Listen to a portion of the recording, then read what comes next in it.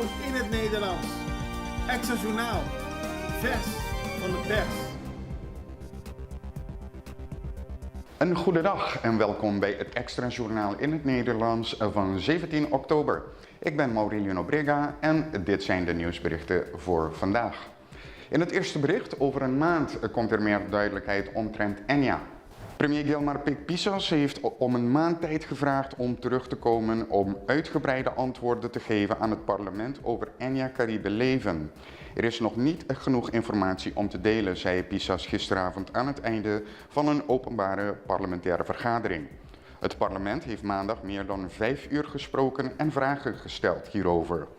Pisas verzekerde dat het definitieve besluit in handen van het parlement blijft om te aanvaarden wat een best mogelijke oplossing is voor Enya. Volgens Pisas is het waar dat de regering in eerste instantie een doorstart voor Enya wilde, maar nadat alle berekeningen waren gemaakt, heeft de regering besloten haar standpunt te wijzigen en te kiezen voor de beëindiging van het verzekeringsbedrijf met de garantie van pensioenbetalingen aan alle klanten. Pisas beloofde dat over een maand, wanneer het parlement vragen stelt, professionals gedetailleerde uitleg zullen geven over alle cijfers en berekeningen. En vanuit de oppositie waren er allerlei vragen en opmerkingen, met name de opmerking dat vanaf het begin Ansari geld heeft gehaald uit Enya. Dat kwam naar voren tijdens de vergadering van afgelopen maandag in het parlement over de kwestie Enya. Maar het parlement begreep ook dat sinds mei wordt onderhandeld met Nederland om te zien of er een oplossing voor dit probleem kan worden gevonden. Helaas ontving het parlement geen informatie van de bevoegde autoriteiten. Dit werd bevestigd door parlementslid Giselle McWilliam tijdens de bijeenkomst die was bijeengeroepen om te debatteren over het probleem dat zich bij Enya heeft voorgedaan, waarbij duizenden gepensioneerden hun geld in gevaar zien. Volgens McWilliam kon uit een brief van de centrale bank worden geconcludeerd dat sinds 2007 transacties werden toegestaan die in strijd waren met wettelijke bepalingen en regels. Als de verkoop plaatsvond tussen 2005 en 2006 kon al vanaf 2007 worden vastgesteld dat er twijfelachtige transacties plaatsvonden die in strijd waren met de regels. De organisatie voor toeristische accommodaties Kasha moet belasting betalen. De Vereniging van Kleine Accommodaties Kasha misleidt de publieke opinie omdat Corendon slechts 7% van het totale aantal hotelkamers op Curaçao heeft en niet 20% zoals Kasha beweert. Bovendien betaalt Corendon 20% van alle belastingen hier op Curaçao. Dat zegt Atilay Uslu, de eigenaar van de Corendon-keten, in een verklaring aan Extra. Al meer dan $200 miljoen is geïnvesteerd op Curaçao door het kopen van lokale producten, het renoveren en herstellen van accommodaties en zelfs het bouwen van nieuwe faciliteiten, wat ook werkgelegenheid creëert voor de mensen van Curaçao. Kleine accommodaties moeten hun belastingen beginnen te betalen omdat Corendon dat wel doet. Aldus Atilay Uslu, eigenaar van Corendon. Verder benadrukte Uslu dat als de voorzitter van Kasha goed onderzoek had gedaan, hij zou hebben geweten dat Uslu zelf eigenaar is van de Baijun-keten, een ander product van Corendon. Baijun is een accommodatieproduct dat 23 kleine accommodaties op Curaçao verkoopt. Baijun richt zich op kleine accommodaties met 5 tot 10 kamers. Uslu benadrukte ook dat hij veel doet om te helpen. En om even bij dit onderwerp te blijven, Kasha heeft namelijk excuses gevraagd voor wat er gisteren naar voren is gekomen. De Vereniging van Kleine Accommodaties Kasha biedt haar excuses aan voor een opmerking die ze gisteren hebben gemaakt. In die zin om te voorkomen dat de Corendon groep nog meer macht krijgt door ook de REITs te kopen. Kasha heeft zich gebaseerd op de eerder genoemde cijfers en aangenomen dat Corendon 20% van het totale aantal kamers op Curaçao bezit. Kasha verontschuldigt zich omdat de cijfers waarop zij hun opmerking baseerden niet correct zijn, namelijk die 20%. Ze hebben opgemerkt dat Corendon aangeeft slechts 7% van het aantal kamers te hebben. Kasha legt verder uit dat ze daadwerkelijk een groei zien in de positie van Corendon op de markt en ook de invloed op de regering. Kasha heeft geen enkele melding ontvangen dat de eerder verstrekte informatie niet correct was. Ze realiseren zich nu dat Corendon aangeeft slechts 7% te hebben. Hoe dan ook, Kasha biedt haar excuses aan omdat hun verklaring niet correct was.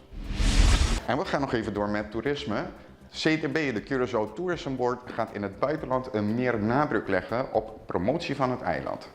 Het Curaçao Tourism Board, CTB, gaat de promotieactiviteiten dus verder uitbreiden, waarbij er ervoor zal worden gezorgd dat alle geïnteresseerden uniforme informatie over Curaçao kunnen krijgen. Ook reageerde de organisatie kort op de belangenorganisaties op Curaçao. Volgens Mouriat de Bruin van CTB zijn organisaties als Chata en Kasha belangrijk voor de toeristische ontwikkeling en promotie van het eiland. Maar bij CTB gaat het om het grotere geheel en niet specifieke sectoren in het toerisme. En hiermee gaan we heel even naar de reclame. Dadelijk zijn we terug met nog meer nieuws.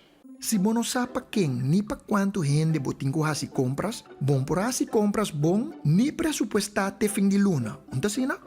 Bota risca di gasta 100 comprando di menos di algo esencial y di más di algo innecesario. Mes costa conta pa nos país. Sin bon data, nos no por planificar. Por ejemplo, quanto adulto mayor ting? Y mucha kuta ba escola? E quanto tem desabilidade? PCI CB esta organizar Censo 23. Para toda instância comester de boa informação por hanhas aqui. Família cooperar, saco Censo 23 tapa hanha vista total, correto e anônimo. É família aqui tá cooperar. Abodambe? Pa nossa com nos tá. En we gaan verder met de nieuwsberichten, in dit geval de justitiële berichten. Te beginnen met de aanhouding wegens bedreiging. De politie meldt dat op zondag 15 oktober 's avonds rechercheurs de 27-jarige verdachte EVSA hebben gearresteerd voor een zaak van doodsbedreiging. De arrestatie vond plaats op het politiebureau aan de Calle José Pinedo. De verdachte is voorgeleid aan een officier van justitie die zijn voorlopige hechtenis heeft bevolen in afwachting van verder onderzoek. Verder, in een andere zaak heeft de politie een andere 33-jarige man gearresteerd die ook betrokken was bij doodsbedreigingen binnen de familie. Volgens het rapport van de politie werd gisterochtend geïnformeerd door een vrouw die verklaarde dat haar neef haar bij de school van haar kinderen had aangevallen, haar met een auto had achtervolgd en haar later met een honkbalknuppel had aangevallen.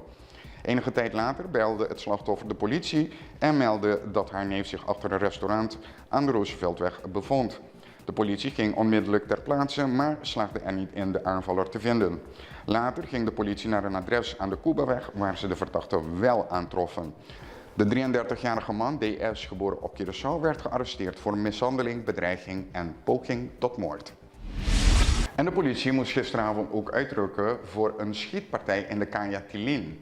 Het gaat om een schietpartij in de relationele sfeer.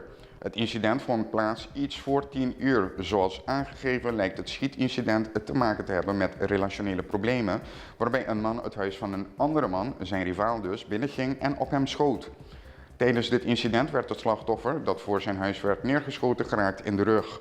Zijn toestand was stabiel op het moment dat de ambulance ter plaatse kwam en hem met spoed naar de spoedeisende hulp van het CMC vervoerde voor verdere behandeling. Op de plaats van het incident was de familie van het slachtoffer erg boos en wilden ze de agressieve man, die ondertussen bekend is bij de politie, opsporen. Het zal echter niet lang duren voordat de verdachte wordt gearresteerd voor poging tot moord en het illegaal in bezit hebben van een vuurwapen. En rijden zonder rijbewijs, dat is bekend. Het kan jou in de problemen brengen. De 63-jarige man RB, geboren in Haiti, werd gisteren veroordeeld tot 62 dagen gevangenisstraf, waarvan 60 voorwaardelijk voor het in bezit zijn van een vervalst rijbewijs dat hij op 25 september van dit jaar bij zich had. RB verscheen gisteren in de rechtszaal om zichzelf verantwoordelijk te stellen voor zijn daad. Volgens de aanklager vroeg de politie op 25 september om zijn documenten tijdens een controle. Toen hij zijn rijbewijs toonde, constateerde de politie meteen dat het om een vervalst rijbewijs ging, vanwege het lettertype, de kleur en de lijnen die op het rijbewijs stonden, die niet overeenkwamen met het origineel. Onmiddellijk werd de verdachte gearresteerd en naar het politiebureau gebracht om te verklaren waarom hij een vervalst rijbewijs in zijn bezit had. Zowel bij de politie als in de rechtszaal vertelde de verdachte dat hij thuis was toen een man zich aan zijn deur meldde en vroeg of hij al een rijbewijs had. Hij vertelde de man dat hij wel een rijbewijs had, maar dat het van Haiti afkomstig was en dat het bovendien was verlopen. De man bood hem 500 gulden aan om zijn rijbewijs te regelen. De rechter zag geen reden om van de eis van het OM af te wijken en ging volledig akkoord met de eis van de aanklager. En een man die door de politie vorige week werd gezocht, heeft zich uiteindelijk bij het bureau gemeld. Vorige week vroeg de politie om de opsporing van een verdachte op grond van de opiumwet. Gisteren heeft hij zich echter zelf bij de politie gemeld. Vorige week had de politie om de opsporing van Taisharino Capistrano Schermer gevraagd, een 42-jarige man geboren op Curaçao.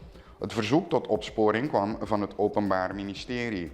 Gisteren informeerde de politie dat in het kader van het lopende onderzoek met betrekking tot de zoektocht naar de verdachte Schermer, dat hij zichzelf heeft aangegeven op het politiebureau aan de Calle José Pinedo afgelopen dinsdagmiddag. De verdachte is voorgeleid aan een officier van justitie die zijn voorlopige hechtenis heeft bevolen in afwachting van verder onderzoek. Op deze manier heeft de politie ook zijn zoektocht geannuleerd. Dit waren de berichten voor vandaag. Morgen zijn we terug met nog een journaal. Voor vandaag wens ik u een fijne dag toe.